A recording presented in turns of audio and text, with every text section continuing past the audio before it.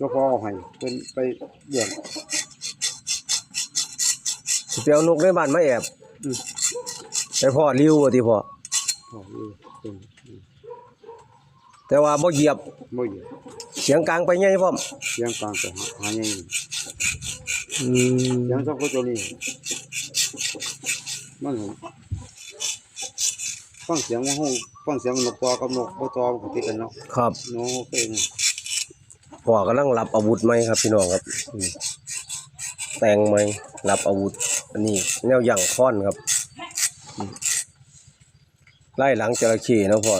สิแม่นไม้มงคลนั่นล่ะเนี่ยหน่อย ไม่ยงเนี่ยตัวนี้มาตามเสื้อกันแทน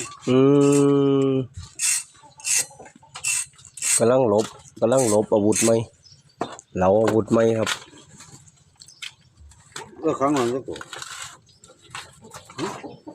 บ่ถามบักหลาน